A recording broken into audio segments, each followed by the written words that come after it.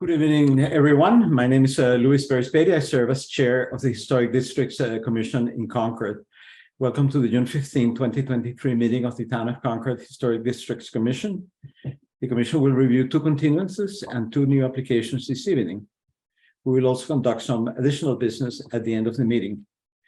We are conducting this meeting online in accordance with the Commonwealth of Massachusetts Executive Order suspending certain provisions of the Open Meeting Law. The public may access this call through both telephone and video conferencing. Members of the public will have an opportunity to ask questions and provide public comment on applications and discussions following the petitioner's presentation and questions from the commission. To do so, please raise your hand in the participant function of the Zoom meeting platform. If you are calling in and cannot use the platform, you may raise your hand by dialing *9. Our host will mute microphones of those not speaking, and in order to preserve bandwidth, and may need to turn off video, with the exception of the commissioners, the host, and the current applicant. I will call on each commissioner for comments on an application and then open the meeting for public comment.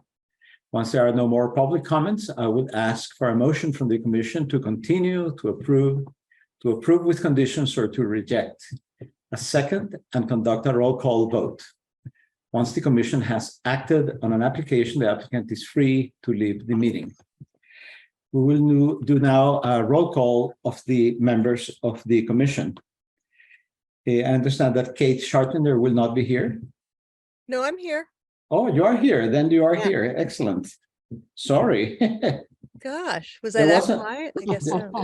There was a rumor. It was highly exaggerated.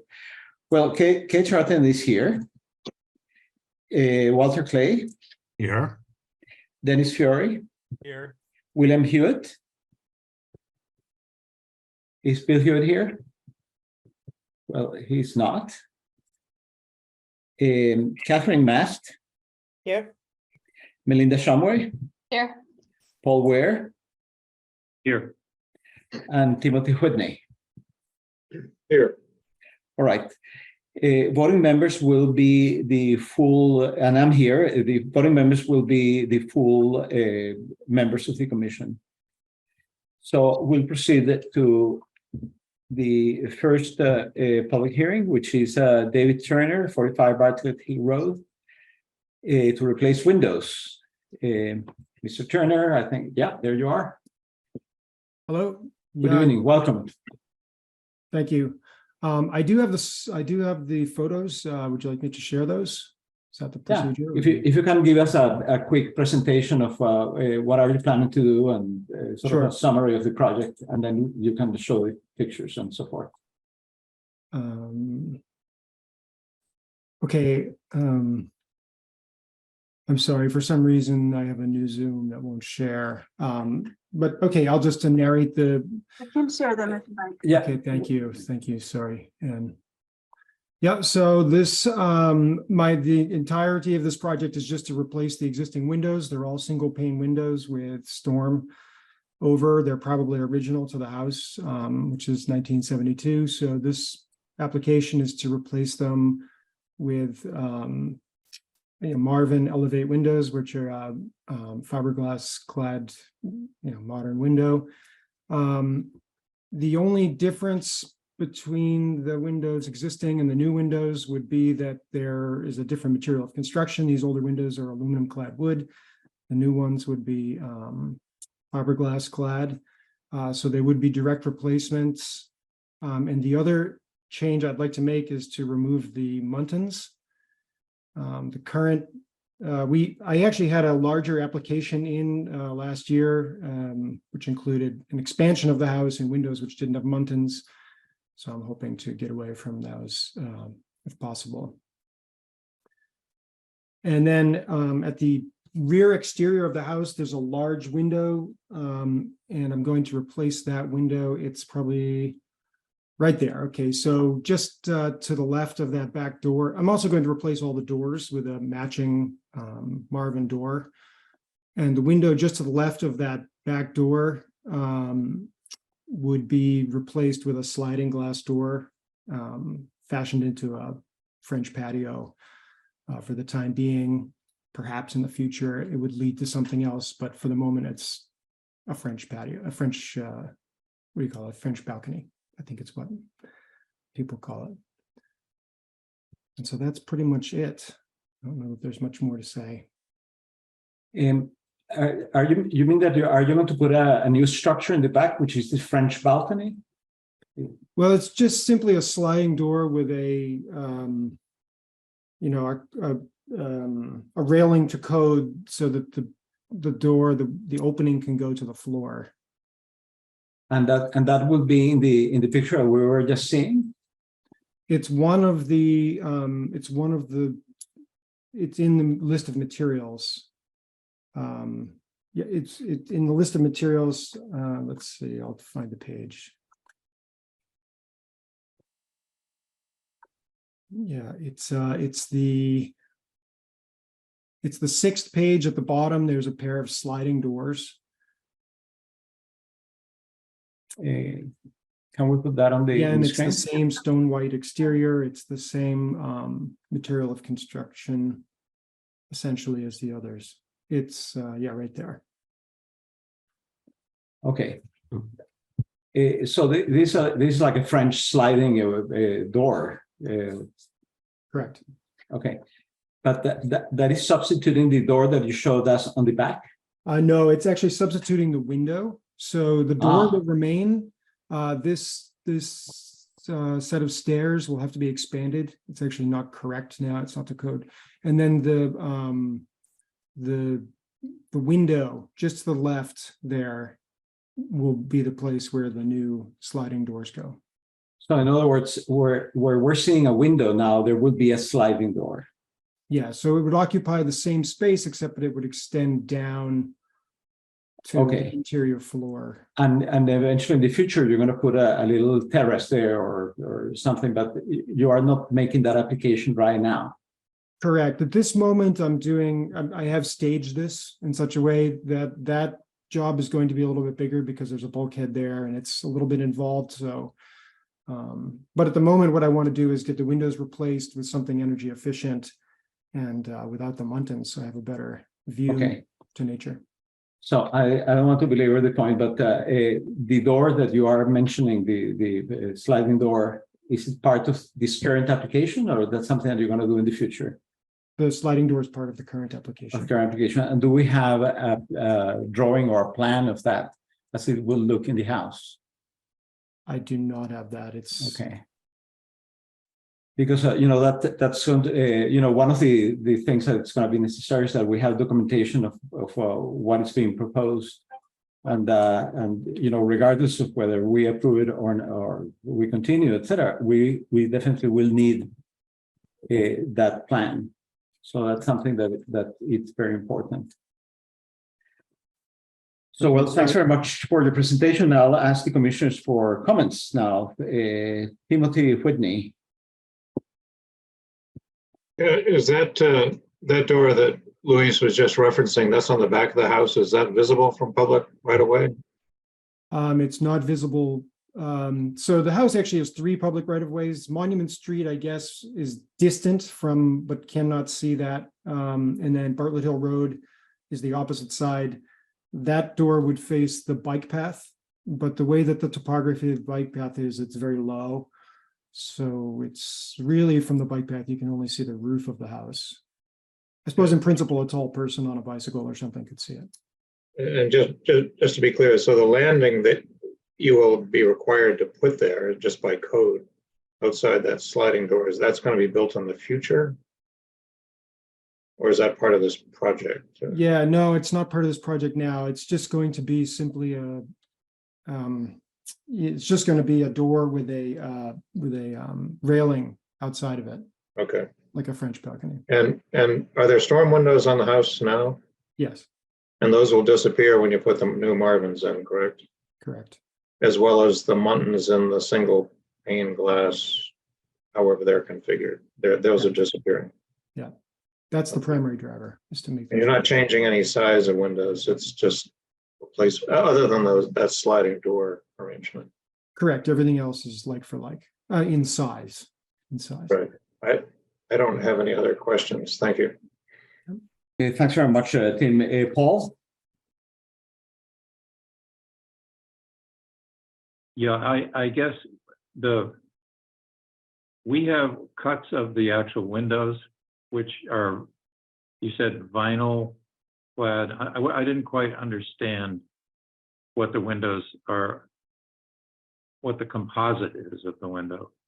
The exterior is a painted or colored, it's factory colored fiberglass. The interior is wood. Okay. And from a visual perspective, they look essentially like what we're seeing now with the existing conditions.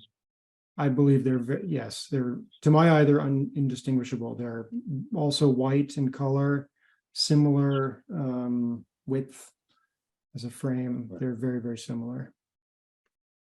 Okay, I have no further questions. Thanks very much, Paul. Melinda? So I've walked this bike path a number of times, and the house is quite elevated from the bike path. I don't honestly see anything that he's doing is going to impact in a negative way the view down the bike path. I think it's just fine. Thanks very much, Melinda. Catherine? I don't have any inherent objections, and being that the house dates from 1972, I think what David's planning on doing seems perfectly fine. I would have liked to see a drawing of the new slider with the railing system or the balcony, just to, you know, had a better reference of that in terms of what it's going to look like. But otherwise, I think it sounds fine. Thanks very much. Bill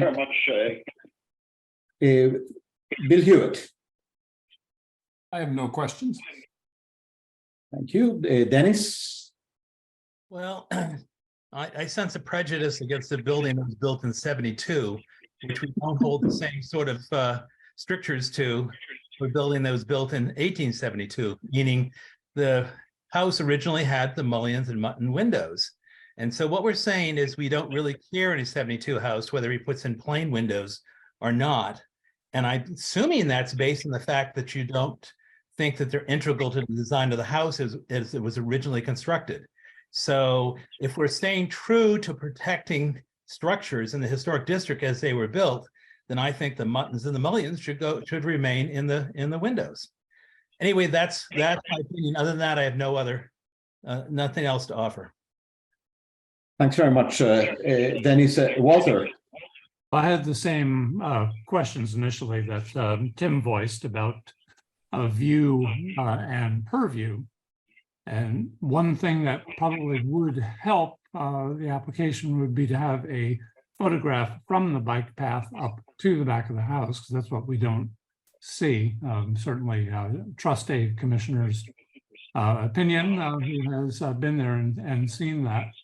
I think it's an interesting point that Dennis is raising. Perhaps the parallel investigation there would be to see if those Marvin windows were available or a similar window was available without muttons, if that became an aesthetic decision on the part of the builder at that point, then that would be more easily accepted. And that's pretty much what I have to say. I don't have any inherent objection to any of this, assuming that it's not visible from the bike path as public way. The design of the windows, I don't think, is all that critical, although I would certainly agree with Dennis in principle. Thanks very much, Walter. Kate? I absolutely agree with Dennis. Either we preserve muttons and mullions in the district or we don't. It sort of doesn't matter what kind of shoe makes a footprint. If it's a flip-flop or a hobnail boot, if it's in the district, there are certain guidelines we typically follow. But we may be in the minority. Other than that, no additional questions. Thanks very much, Kate. I want to echo both Kate and Dennis in the sense that the house has a reference time frame of 1972. and that it would be a good thing to keep that frame of references. So I would prefer to see the windows replaced by modern windows, but looking exactly the way that they look right now. On the other hand, I think that this is a relatively minor point in the context of the whole application. So at this point, I'm very much in defense, but I certainly would prefer to have the same windows that exist currently modernized. Okay, I'm going to ask for public comments. Are there any public comments about the application of 45 Hill Road? Mary Ellen? Yes, hello. I live at 167 Monument Street, and I can see the Turner home from my house every time I open the door. I also ride my bike down that bike path, and basically I can tell you that what I see from Monument Street every day is the beautiful gold color of the house. I cannot see any windows. I don't think anyone can see windows from Monument Street or from the bike path as well. And so from my perspective, I think this is a case where, you know, with my house, I have to have those wood windows, which are such a high maintenance problem. I mean, I have so much wood filler on my house, keeping those wood mullions together, that I think since the windows are not an issue for anyone on the bike path or for anyone on Monument Street, I would advocate for as much flexibility as possible so that the people who live in the house can enjoy it as much as possible. Thank you very much. Are there any other public comments? Well, in the absence of public comments, sorry. Luis, I just have a procedural issue, just that the application didn't mention the sliding glass door. So I think if you were to take a vote, that it should probably amend the application to include that door. Well, that is one thing that I was going to refer to. The main issue here is whether it's to determine whether that particular part of the structure actually is seen by the public way, and the only way that we can anticipate that could be seen is from the bike path. So that's the reason that I believe that we could go forward with a caveat that the applicant will furnish a photograph or some document that asserts that it's not seen from the public way. And, you know, we have seen a number of structures there, and I can imagine perfectly well that it cannot be seen from the public way. On the other hand, one of the duties that we have as a commission is to be able to document all the support that we're giving to an application. In this case, I think that putting some photographs will be appropriate. So what I would ask the commission is for a motion to approve, to continue, to approve with conditions, or to deny this application, with the caveat that we just mentioned, that in case that the application is approved, then we probably will ask the applicant to furnish some firm evidence that that part doesn't come under our purview. So if I can get a motion.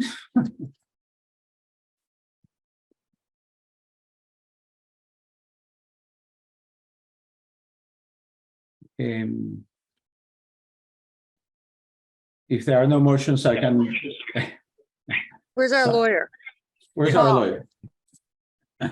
Yeah. Why? We lost him.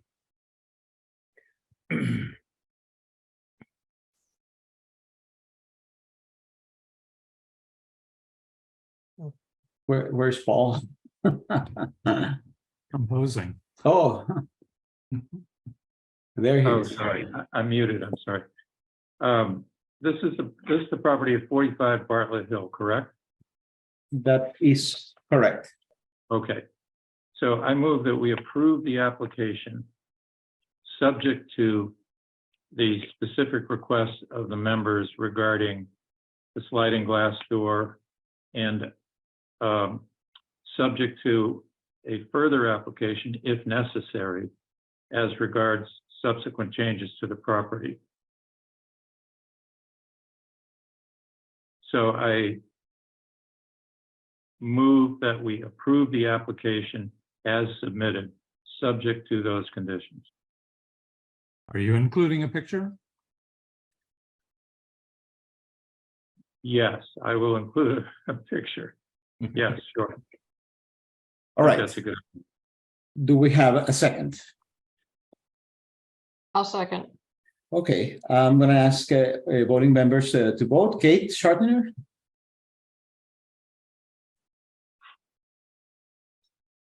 You're muted, Kate.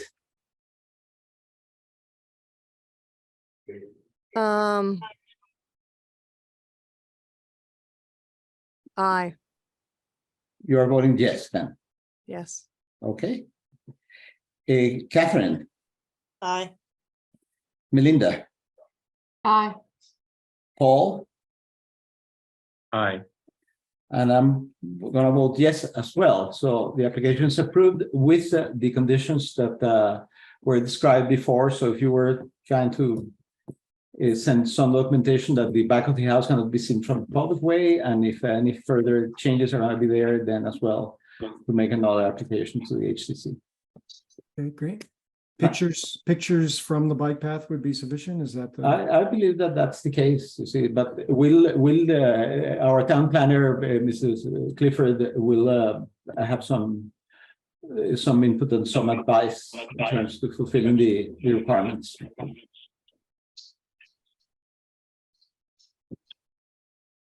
Well, thank you very much. The next application is Jonathan Case from 91 Liberty Street in the Northbridge Monument Square Historic District to demolish and remove the existing double barn structure. And I want to acknowledge both Mr. Jonathan and Mr. Jared Case, because they have been very cooperative with this commission. They have supplied extensive documentation of the structures that we're going to be discussing. So I see that Jared Case is here. So if you were to present what we have in our hands. Sure, absolutely. Good evening, everybody. I did put together a little PowerPoint thing this afternoon, just pull some things together. I'm going to assume that you all have the 2-page history. You have the structural engineering report, which sort of the 2 sort of operative documents, and a couple of the plate as well as the photograph as well. Should we go to a screen share and I can just step through my comments with the... Sure, absolutely. Can we implement that, Anne or Haley? I just made him a co-host, so if you wanted to share your own screen, you can, or if you'd like me to share. Okay. Mr. Chairman, it's Bill Hewitt. I would like the minutes to reflect that I'm going to recuse myself from this discussion because I'm in a butter. Okay, so we'll acknowledge the recusal of Mr. Hewitt, and we will not ask him for comments then. Okay, does everyone see this on their screen? Yes. Yes. Great. So first of all, I just wanted to say for the record that this is not a day that I or anyone in my family relishes. It's in fact an eventuality that I personally have dreaded for some time. I've described the barns as being a monster in the closet that's been asleep, and that it recently started to roar.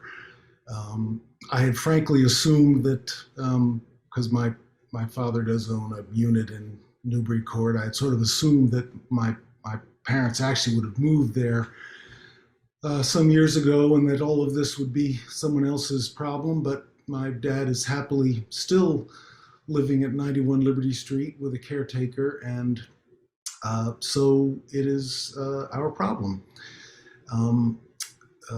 But the reality is that time has taken its toll on these enormous structures. And we did recently receive a notification from our insurance company that the barns are no longer insurable. This, if they were to fall down or burn down, well, that's just the way it is. But I'm much more concerned about this potential liability associated with these structures. I know that as a child, I crawled around every corner of those barns, but the last thing we want to see is any child in the neighborhood doing that now. I also wanted to express that I'm a little uncomfortable with the characterization of the application as demolition, because I don't think anyone in my family, I know that I don't, the intention is not to bring a wrecking ball to these structures. I mean, ideally, and I've racked my brains about this, ideally, these structures would be dissembled and repurposed and recycled somehow. That is clearly a preferred path over demolition or just continued sort of collapse. That said, it is entirely possible that given the state of the barns that they're currently in, and I think it's, if anyone who puts a fine tooth comb to the structural review would agree, it is possible that it's simply too dangerous to undertake a coherent disassembly. I hope that's not the case, because I would love nothing more than to see, say, the national park decide that the brown barn, which is somewhat better shape, the westerly barn of the complex, to be, it was supposedly, according to family lore, across the street and from where my dad is, across Liberty Street, and it was on what is now National Park property, that's where its original home was. I'd love nothing better than to see the barn back in a location like that where it could be enjoyed. So these barns are enormous. I mentioned in the history how these barns originally were not in this location, that they ended up in this location in the 1860s, 2 years apart. And they are absolutely enormous. They comprise about 14,000 square feet of space, over 120,000 cubic square feet of volume. They were constructed for serious agricultural purposes, and the last remotely agricultural purpose was in the early 70s when I tended the last remaining herd of Angus, and when we baled the last bales of hay before my grandfather moved up to Maine. My father actually, his property is like a lollipop, which includes the barn and the house and down the driveway with some frontage. Actually, most of the property around it is owned by abutters. So ironically, despite the fact that these barns are huge, well, let's talk about, okay, so they are enormous. This is the easterly barn. This was the one that was in front of River Cottage, down where my dad was born, down on Liberty Street. This is the westerly barn. They are fully 3 floors high from the back where they are accessed, and that door there were a number of pieces of equipment, including a couple of tractors when I was young that were actively used. The two barns are connected by a shed, which has a pass-through up on the second floor. There's only a basement in that pass-through. You can see that dark spot in the middle. There's actually just one part of it that has a basement there. So the question is if they're so big, why is it that I would venture to say that it is a high minority of people in this town that even know that those barns exist. If they had been where they were originally constructed, everyone would know about them. But these are not like Wright's Tavern or the Alcott House, where they are sort of central to the town's sort of daily existence.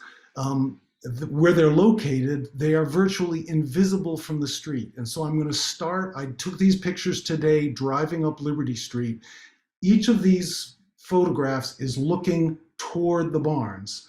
The barn complex is behind River Cottage there on Liberty Street. As you go up, this is Joey Grandy's house. The barns are set way back. This is the bottom of my dad's driveway with Joey Grandy's garage on the left. The pass-through of that barn is visible at the very end, but you cannot see the barns. This is my dad's house. The barn complex is directly behind. This view from Liberty Street is the only one for a brief second that you can see even part of the barns. And from most angles, you cannot see it. I think most of you may know that this field, to the right of this field you're looking at, is the muster field, where the Minutemen collected before the battle. This field, I believe it's Kevin Park owns this. He's in a butter in the back. All of that the property was originally owned by my grandfather before he sold it, less the lollipop that my dad is on. But when it was used as the muster field, of course, the barns didn't exist. They were built in 1848 and 1852, I think, when the two barns were originally built in their original locations. And I don't show these pictures to minimize the historical significance of the barns. I simply point out that these are not widely known structures. The neighbors know them, of course, but these are not sort of central highlighted structures in the town. Let's see. This is a lithograph of River Cottage and what is the most easterly barn there on the right, known as the Yellow Barn. That barn was built in the year that Simon Brown bought this house, which was 2 years old when he bought it. It was built, I believe it was I have my history here that I assume you've all read, and I won't test you on it. But that first barn was built in 1848 and was there until 1867, when it was moved on rollers as a complete building to its current location. I had always grown up under the assumption that the barn had been taken apart and put back together again, because every joint in the barn is numbered. And it's clear now, because I spent days going through Simon Brown's diaries to make sure that I had every possible bit of information on the barns that I could find, so that I could make sure that the town and you as a commission had that information. And it was described in the diaries how this yellow barn was rolled over several days to its current location. And I guess one day they succeeded in moving it 60 feet, which was the most they moved it in a single day, which is sort of extraordinary. So we don't know where the Westerly barn began its life. It ended up in 1869 in its current location, but there is no indication in the diaries where that was built. It was always thought that it was, the family always remembered that it was somewhere across from Joey Grandy's house, maybe near there are a set of Brown family foundations that have a marker on them just inside the park land, inside the national park, and the thought was that it was somewhere there. The problem, of course, for us as a family is that the barns are in truly decrepit state, and I think if anyone's gone through the structural review that we had done by this E2 Engineers is here in Concord, although I guess their mothership is down in New London. The nature of the repairs are really quite significant. There's roof issues associated with trusses and beams. There's framing issues, floor joist and splaying, a number of decks that have collapsed. I've gone through and pulled out only those items that were recommended for repair, and just listed them here. I don't see any reason to go over sort of all of them, but they apply not only to volume A and C, which is the east and the westerly barns, but also what is known as volume B, which is the shed that connects the barns and was built shortly after that the Brown barn was put in place in 1869. The basement, the stones clearly came from the original foundations. The barns were raised, the stones were removed, and were used in the current foundation. But there's significant issues with the foundations. All of this is in the report, and I've simply pulled it out for purposes of this, if nothing else, just sort of for illustrative purposes. There are also a number of recommendations, not just a repair, but ones that are sort of to make it more appealing, that are sort of hair on fire kinds of issues. Anyways, it's uninsurable. I'm going to have to, I think, for the time being, get some type of a temporary fencing to go around it, because if someone hurts themselves in there, my father would be subject to terrible liability issues. So we've got to figure out some way to keep people out and from poking around. I hope all of you as a committee will have the chance to come out, can access those parts of the barn that are safer than others to access. Again, this is not, disassembly is not something that we relish as a family, but it's the only sort of reasonable way forward that we see, because the several millions of dollars it would take to rehabilitate these barns is simply not something that is realistic for us. So that's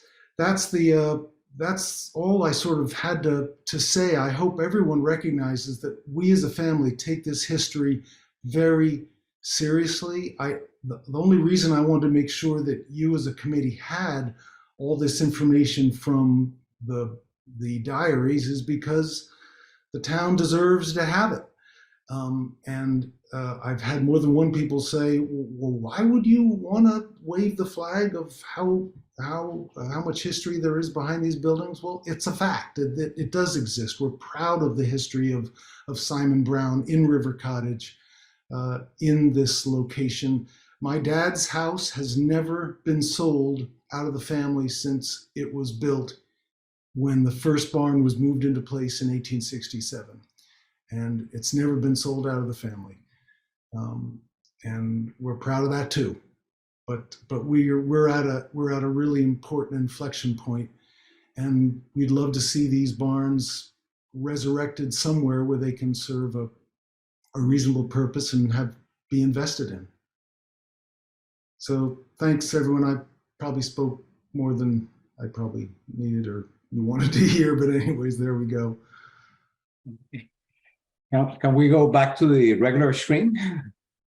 Yeah, stop share. Let me see if I can do this. Oops, that's my daguerreotype. I can't see my, oh, I know, I hit escape. That'll do it. And now I stop share. Okay. Thank you very much, Mr. Case. Thanks very much for that very thorough and sincere presentation. I'm going to ask the commissioners for comments. I'm going to start from the top with Kate Schartner. Luis, can I ask a clarification? Sure, absolutely. Are we in a position on this application for a variety of reasons, or maybe one reason, that we don't have a lot of time here and we have to vote yay or nay tonight on this application? That we don't have time for a site visit or for other thoughts? No, I'll ask our town planner to clarify that, but I believe that that limitation has been lifted, and that we do have the usual amount of time to make decisions that include a site visit. That's right. Excuse me. Jared did sign an extension of the review period, so I think you have until the next meeting. Great. Thank you. Good. Yeah, and listen, as you know, for us, because we understand that there's a process, we want to make sure the process is given full time to, that you all are given full time to digest this. But on the other hand, want to make sure that we've started the clock in some way, because you know, my dad's 88 and we've got to deal with this structure before it gets any worse. Okay, so let's I'll just clarify that we will have time to do a site visit if we wish to do so and so forth. So we should consider this application as any other application of a structure of this type. So I'm going to go back to Kate. Comments. Comments. Jared, I'm terribly sympathetic to what you guys have to deal with, and I wish I could help save your barns, but I can't. But I understand where you are, and I would like to do a site visit. I do think it's sort of required of the commission, but I have no further questions. Thank you very much, Walter Clay. Oh, it's an extremely rough position to be in, I understand, and sort of comes down to can't afford to fix it, which is something that is always a presence in things like this. I certainly would like to physically be there. I think the site visit is mandatory. I agree. Yeah, it's overall, it's an unfortunate, sort of sad situation to be in. It's nature running its course against history. Thanks very much, Walter. Dennis. My questions, I guess, have to do about sort of brainstorming. Jared, have you thought of saving some part of it? Or is any part of it to try to save just way too expensive and way too extensive? I particularly like the middle section. I think the middle section is quite charming. And any thoughts? Make a nice summer house. And I don't know how bad, what the condition of that is. The barns are obviously very bad. Yeah.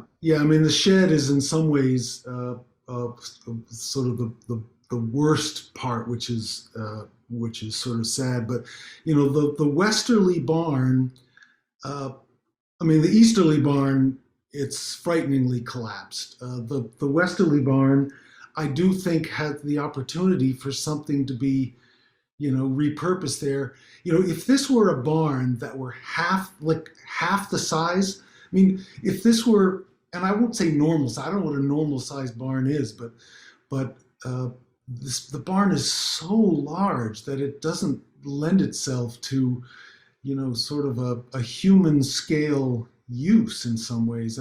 But the West, if there's something to save, Dennis, it's the Western barn. Okay. One further question, that is, have you thought of documenting this? Historic structures report is a pretty thorough thing, but maybe thorough photography and measurements so that it can be put in the records, let's say, at the library, so that it's preserved and we all have a good idea what these barns once looked like for the historical record? Yeah, I mean, we'd be up for all of that. Absolutely. Getting a professional photographer or something in to do. I mean, Sandy Whelan did a wonderful watercolor. We could we could put that in the record.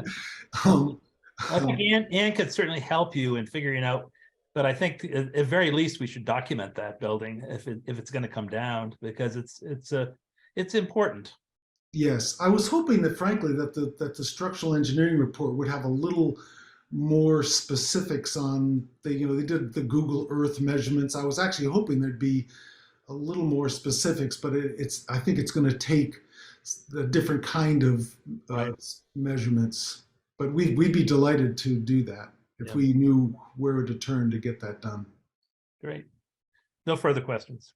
Thanks very much, Dennis. Catherine.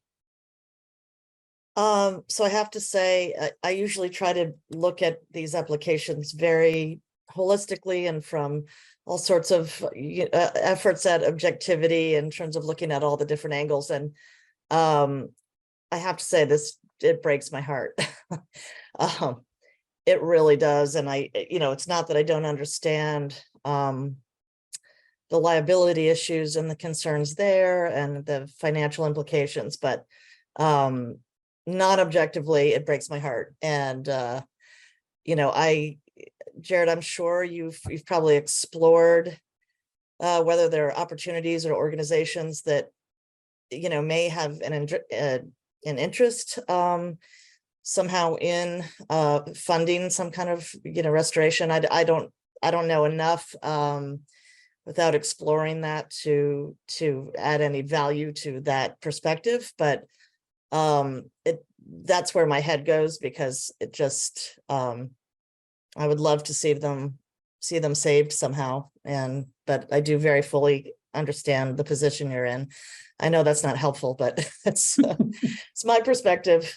So no, brainstorming. Listen, we're all for brainstorming, and someone mentioned how the national park had come into a bunch of money, and that the person who runs it is themselves an architectural historian, and wouldn't it be great if they could be somehow, or at least one of them, the one that was associated with that with the national park property more closely, would love to see it.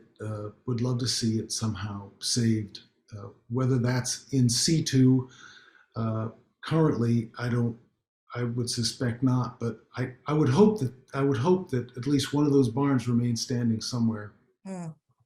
Do you think if, as you mentioned before, the collective barn structures being cordoned off at least for a time for safety measures, that could at least buy a little more time, perhaps, for looking into some opportunities? Listen, to say that there is a need to do something tomorrow on this, there's not. I knew that I had heard that there was that things could be held up for a year, and I'm just sort of looking down the road and I'm thinking, we don't have a year, right? That at least get the clock moving, and in the meantime I've called barn companies. I've got to call the head of the national park to see where she might be thinking. I will go down any reasonable road to see if there is some opportunity here. The barn holds 100 and whatever many years of Kai's stuff. So it'll take months just to get the stuff out of there and deal with it. So, I mean, nothing's going to happen tomorrow, but this issue of it being uninsurable is an active one, and one of which I do worry about. Yeah, I understand. Well, I am in an equestrian community, so I'd personally like to put some thought into it. I'm all ears. Okay. Thanks very much, Catherine. Melinda? So Jared, I haven't seen your face since you coached our daughters to an undefeated and winning Commissioner's Cup Oh, against 30 goodness. other towns. That's So- right. That's right. Hi there, Nice but to that's see not you. germane to this. Yeah, so this is a tough one. There is a family in Concord who on Estabrook who actually bought a barn from Western Mass and put it on their property. So I don't know, I can mention their names to you if you want later, but there must be people who would like to do that, who don't mind spending a couple $1 million to rebuild something. I'm sure it's not easy to find, but you might still be able to find it. Of course, we're all dying to see this, so a site visit is absolutely required.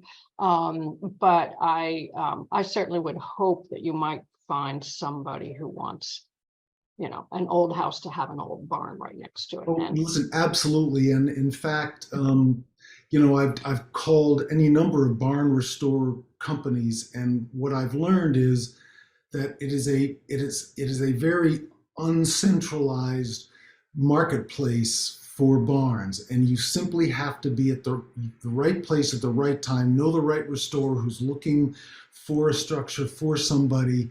I think there may be a couple of rags that we could publicize the barns in that are perused by barn restore people and folks who might be interested in having a barn to restore and put in New Hampshire or something. And I was going to look at that and potentially, put the barns in there again as a way to. And we do have one restorer who's going to be coming in the next couple of days to look to just give his opinion based on the current condition of whether or not he thinks that someone could use it. right. Okay. Okay, thanks very much, Melinda. Paul?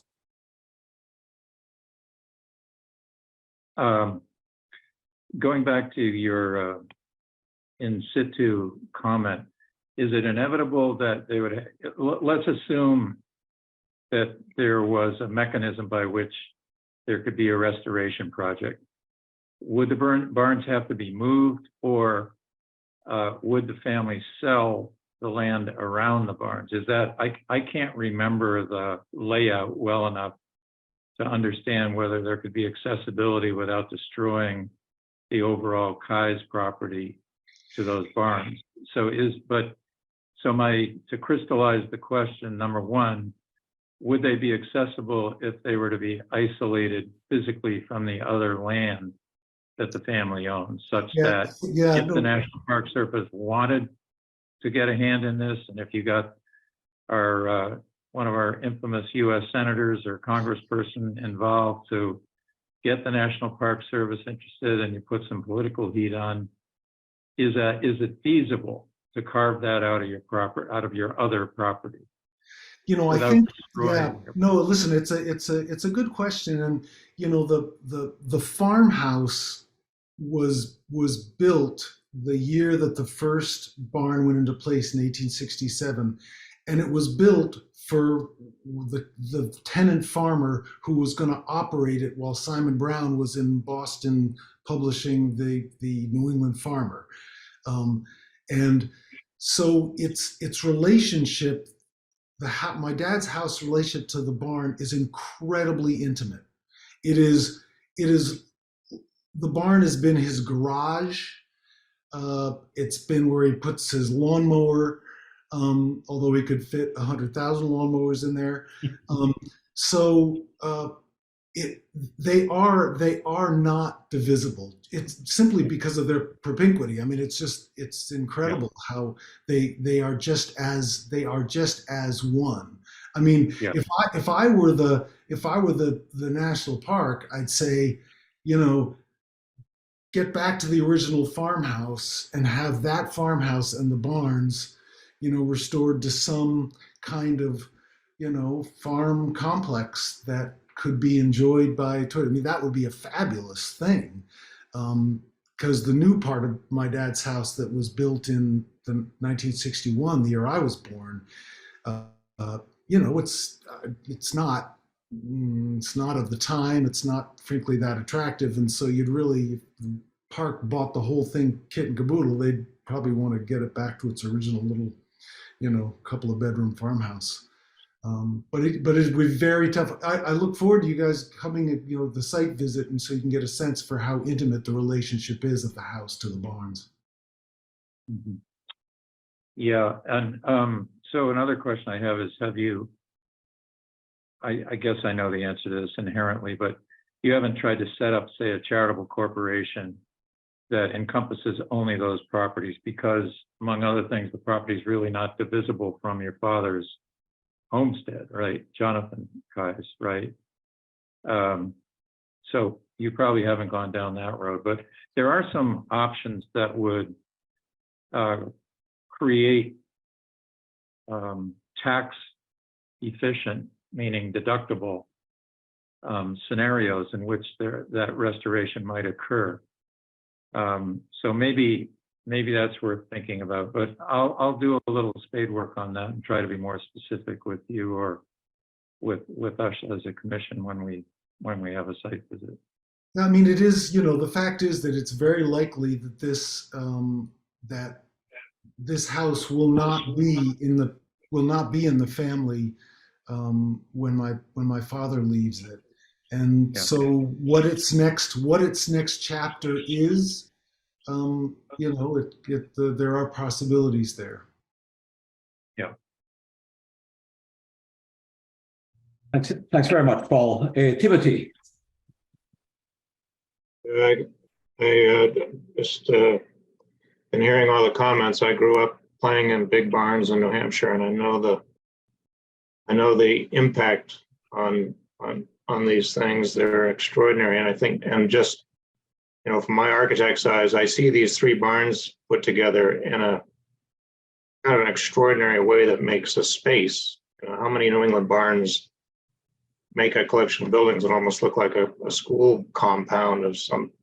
So they are, not only are they big, unique because they're big, they're unique because how they're set up with each other. I think somebody gave it some thought. Somebody gave some thought to how they're connected with the gable and the pass-through. So these are truly extraordinary barns that that obviously, Jared, you and your family have cared for and loved all these years. I want to make that, just that point that we're losing barns in New England all the time, but these are truly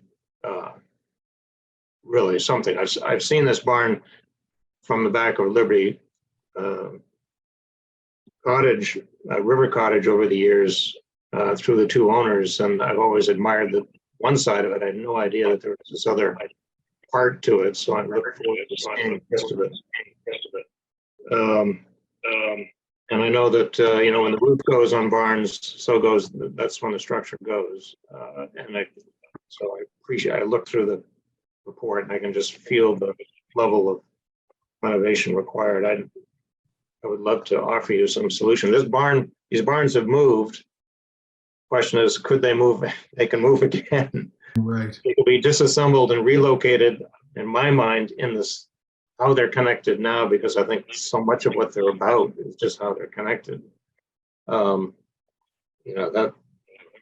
think that might be the most viable, but people are obviously trying to suggest lots of alternatives here, and I certainly don't know the answer, but it would be, in my eyes, it would be nice to have them linked in that extraordinary way that they are now. I know that if they move, they wouldn't be part of the house, but at least they're a collection in themselves, as I understand the photos. They create a little complex within themselves, which is pretty unusual for New England. So yep. And the reason they've lasted, frankly, as long as they have is, as I note in the background material, is that 26 years ago, my dad put a metal roof on the two main barn structures. Yeah. And that has provided the umbrella protection, but it's just the penetration from everything else. Yeah, it's tough.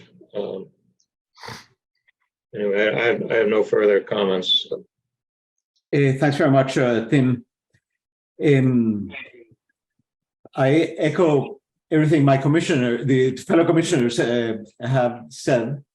I want to remind the commissioners as well that our mandate is to act on applications, and unfortunately, the application that we have before us is to demolish and remove an existing double barn structure, and that is very sadly what it is.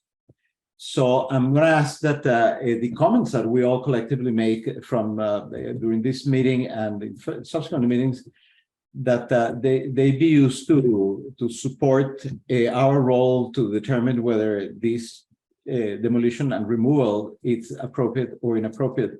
As you know, it may create precedent that if the future applicant realizes that we are basically going out of the way to try to do something, including creating a charitable foundation or finding, et cetera. So I'm heartbroken that these structures would need to be removed. I understand exactly where the applicant is coming from, and I praise again his thoroughness in informing us of both the structural and the historical significance of the problem. And I trust that one happy solution will be found. But at this point, the only thing that I can see as to move forward is to have a site visit, which I think that we unanimously want, and then try to come to a decision that is consistent with our rules and regulations, even if it may be very unpalatable. So I'll ask if there are any public comments. Are there any public comments? Here, hit your hand. There you are, Mr. Fox. Yeah, hi. My name is Mike Fox. I'm here with my wife, Mary, and we're neighbors of the Kais. And Jonathan Kais has been a great neighbor. He really has. And we've enjoyed the view of the barn. In fact, when we first moved in here, we had a painting that basically included the barn, and we sent it over to he and his wife. So we really have enjoyed them as neighbors.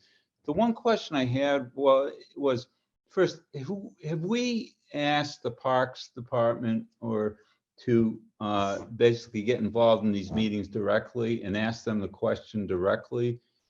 You know, Simone, I think, who is head of the park, or superintendent of the park here, say, what do you think you can do creatively from this standpoint? Because I'm a little bit afraid if we go too high a level, we probably won't, get as much attention. The other thing too is I think the park would obviously want to work with the town as much as they possibly can.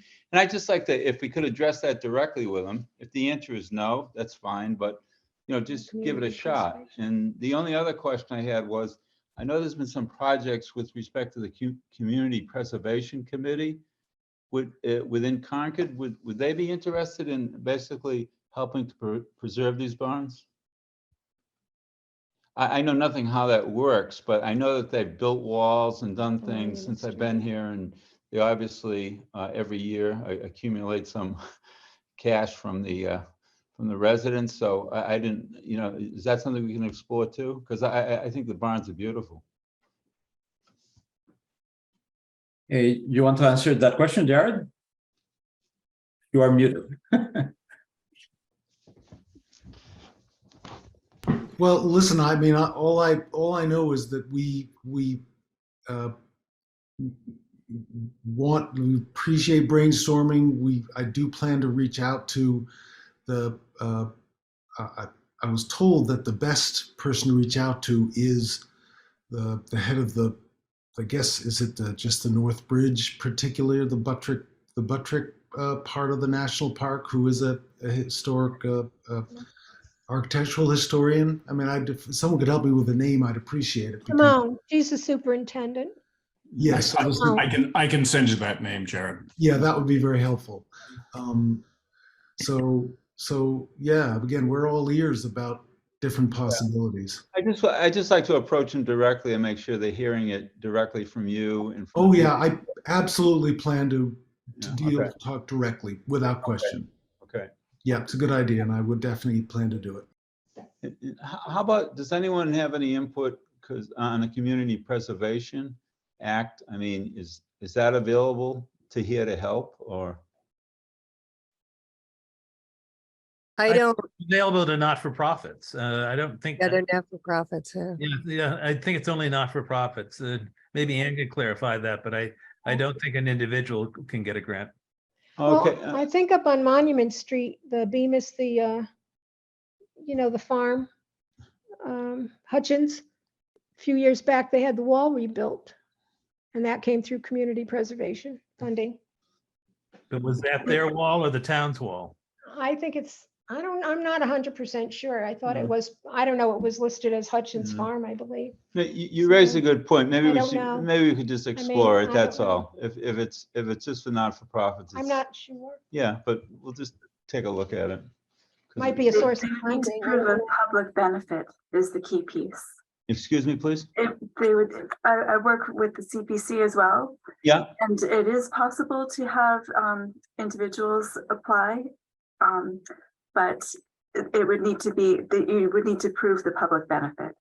And of course, they receive many applications, which have a very clear direct public benefit. So it might be difficult to make the case. well, this one seems to at least be in the ballpark, right? I mean, it'd be a great public benefit from a historical standpoint and stuff. So I think it'd be something worth pursuing. I mean, it'd have a heck of a lot more benefit than I think a wall.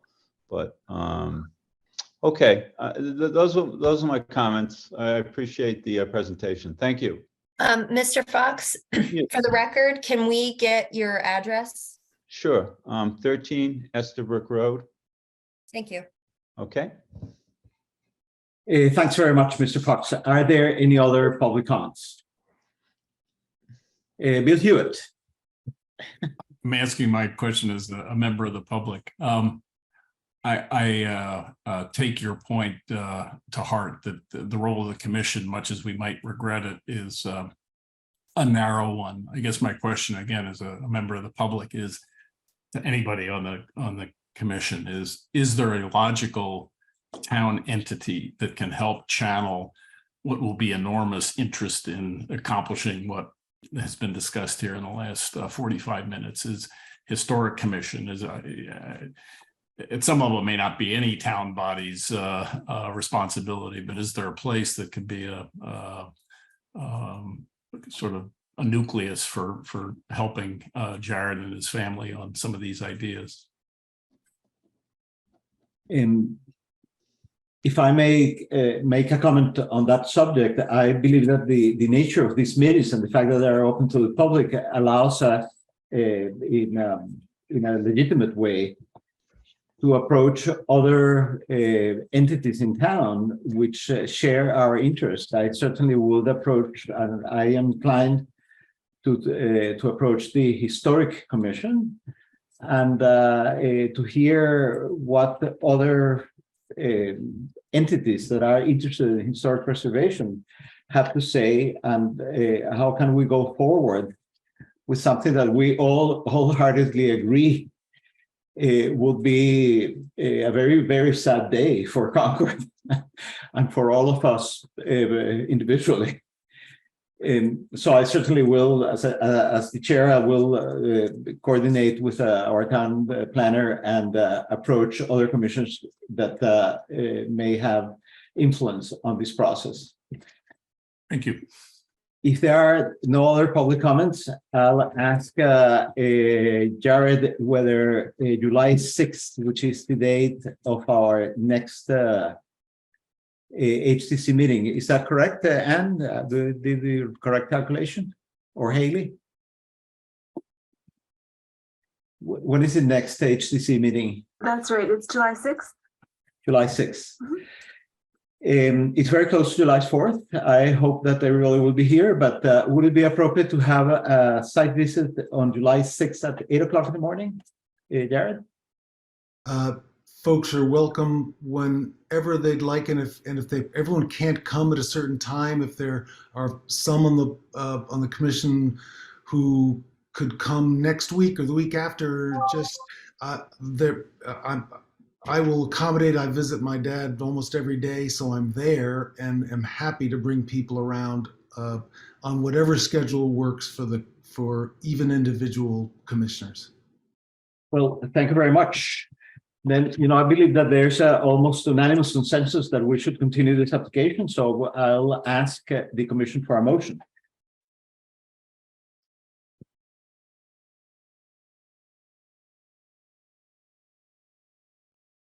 Is this where I come in again?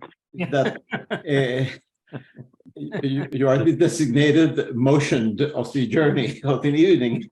Yeah, well, it's a great distinction to be honored in that way.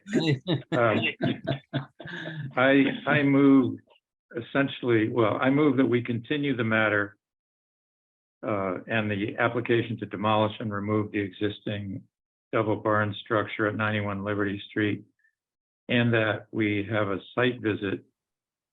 So that concludes my motion, but I would request that we put it off for 2 meetings, because it seems to me we're bound to have some poor attendance on July 6th. But that's just a personal thing. So my motion is that we continue. I'll repeat it.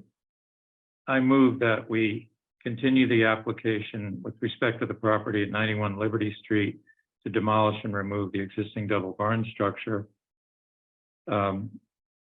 And that we schedule a site meeting at a time to be determined. End of motion. Are there any seconds? Melinda is seconding. Okay. So I'll go around. I have a lot of echo. I don't know why. Kate. Aye. Catherine. Aye. Melinda. Aye. Paul. Aye. And I'm an aye as well. Yeah, it's part of part. Okay, so the application is continued, and there has been a suggestion to postpone the site visit to not the next, but the meeting following the next meeting. That would be July 20th. And I don't have any objections in principle, but in the same way that some people are committed around July 4th, there are other people that are committed at the last part of July. So I think that it's going to be 6 of one and half a dozen of the other. Walter? The assumption would be that if we're continuing the discussion, that it will be discussed at the next meeting on July 6th, right? So sort of pointless to have a site visit to inform us if we're going to be holding the meeting and doing the discussion 2 weeks before that, I would think. Well, my inclination would be to hold it in the scheduled time of July 6th, but and I think that that's what we should do. What the other option is that if there are commissioners that believe that this will be associated with some impairment to the application, then I think that we should approach the town planner with a personal note and document that that's the case. And if that's the case, then we will have grounds to continue the application to a later date. And if it's helpful for me to be continuing it to the 20th, whatever makes it easier for you folks to get the site visit you need and whatever you guys need. Well, I believe that we have lots of flexibility in terms of site visits and so forth. So why don't we do the following? Let's put the site visit as a schedule for July 6th. And then, I know that all members of the commission are going to be reaching to other parties and work collaboratively to find alternative options of the ones that we're being forced to consider. And depending on those contexts, then we may have the setting for continuing the application to a later date. Because we want to make the right decision, and if there's information that would be appropriate that would influence our decision, then by all means we should consider it. I just want to be clear that the family does, we're not interested in holding a gun to the commission's head to make a decision tomorrow on this. So. No, not at all. I think that we collectively, off the record, want to make the decision about a year and a half from now. Or later. Well, then let's continue the application to the next meeting of July 6th. I know that at least 2 members of the commission, which are Catherine Mast and myself, will be spending larger amounts of money on the mega box because we're going to build a stable over there. And we're going to go riding in Estabrook. Absolutely. Well, thank you very much, Jared, and we'll see you July 6th, if not later. Thank you so very much. Thank you, guys. Okay, there are 2 continued public hearings. One is Pat Nelson, 13 Main Street, the Church Street Historic District, to install a shed in the Concord Children's Center. The applicant has requested a continuance without discussion to the meeting of July 20th. So I'll ask for a motion to continue the application July 20th. I'll move. We're going to do it. The application. I'll give Paul a break. But it has to be a full member. Has to be Paul or Kathleen or Kate or Melinda or Dennis. Dennis is very circumspect. I'm not a full member, am I? That's right. You are not a full member. You see, there you go. I get off the hook. Let me see. Who am I missing? Catherine Mast is. Okay, Melinda. I'll go for it, Melinda. Yeah, Melinda's gonna go.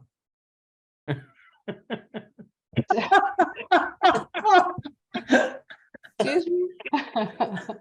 But wait, what are we doing here right now? We are continuing the application of 1300 Main Street, the Church Street Historic District in West Concord, to install a shed at the Children's Center. They want to continue the application to July 20th. All right, I move that we adhere to the request to continuance for discussion till July 20th. A second? A second. All right. Kate? Aye. Catherine? Aye. Melinda? Aye. Paul? Aye. And I'm an aye as well. And I don't know why was this so difficult? Okay, the next one to the public hearing is the First Parish Unitarian Church, 226 Lexington Road, American Mile Historic District. This is the application to construct an accessible entry addition to the Right Tavern, a pocket park and other associated landscape changes. And the applicant has requested a continuance without discussion to the meeting of July 20th. So I will ask for a motion to continue the application of the First Parish Unitarian Church to July 20th. I move to continue without prejudice the application of First Unitarian Parish Church, Concord, until July 20th. Second? Second. Second. Right. Paul? Aye. Melinda? Aye. Catherine? Aye. Kate? Aye. And I'm an aye as well. So should I invent another continuance to see if we can be a little faster, because it seems that we learn a little bit from between this first and the second. All right, the other business that we have to discuss is the minutes from April 20th and May 4th. Anybody has any objections to the minutes? No. No objections. Is our secretary happy with them, Mrs. Mast? I am happy with them. I did not see anything. Okay, so I'll ask for a motion to approve the minutes of 4:20 and 5:04. I move that we approve the minutes as written for May 4th and May 20th. Okay, a second. Second, And I'm going to ask all the members of the commission to vote. So Kate, Aye. Walter Clay, Aye. Dennis Fiore, Aye. Bill Hewitt, I, Catherine Mast, aye. Melinda Shumway, Aye, but I think it was April 20th, not May 20th. April 20th and May 4th. Right. Yeah. Paul, Aye. Tim Whitney, Aye. and I'm an as well. So I will need a motion to adjourn. Oh, wait, not so fast, Luis. Okay. All right. Don't we- I want a motion to continue the meeting. I just didn't know if we needed to have any sort of discussion about the administration of commissioner appointments you sent around. I could not hear much of what you said. It was very garbled. Oh. Can you hear me now? I can hear you. Okay, I was wondering, were we meant to, and it's okay if the answer is no, discuss the proposal you sent around regarding amendments to the appointment of commissioners to the commission? Oh, yes, you are more than welcome to discuss this thing. If you have any specific questions, I'll be happy to answer them. Otherwise, I can give you a general idea of what's going on and bring you up to date. Oh, sure, you could bring us up to date. I thought it was very concise and sensible. Well, thanks very much. I will tell you that the content of that proposal, it's the effort of several members of the commission and the town planner. And we have obtained very valuable feedback from Paul, from a legal standpoint, and from Dennis, and from lots of members of the commission that at one time or another, in one way or another, have added to that document. That document is about the third iteration of the original proposal. The idea is that we're going to bring, we have to discuss this with the town attorney, and we're waiting for the town manager to give us time with the town attorney. So we have an official opinion that none of the proposals that we're making are contrary to the enabling legislation. And most of the discussions that we've had and the exact language that we have proposed have taken that into consideration and have had the input of not only Paul as the attorney who serves in our commission, but also from other attorneys in town that at some point or another were members of this commission. So I believe that it is a solid proposal in the sense that I don't believe that it will interfere with enabling legislation. Simultaneously or around our meeting with the attorney, we're planning to meet with our HCC liaison, which is Henry Dane, which happens also to be the head of the select board, the chair of the select board now.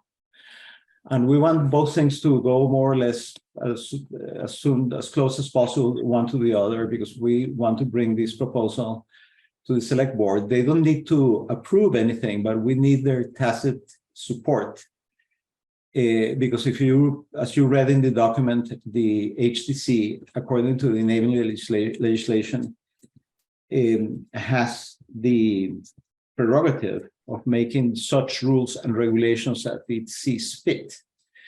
And as a matter of reference, the 3 or 4 documents that consist the Historic District Commission, the only one that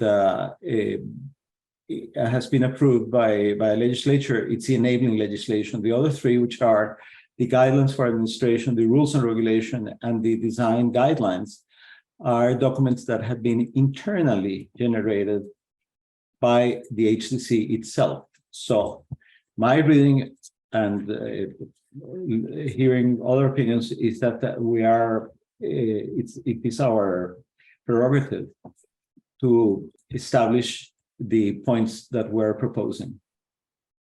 But that's what we want to discuss with the town attorney. I will tell you that I met with the planning, with the Natural Resources Commission, which is one of the appointing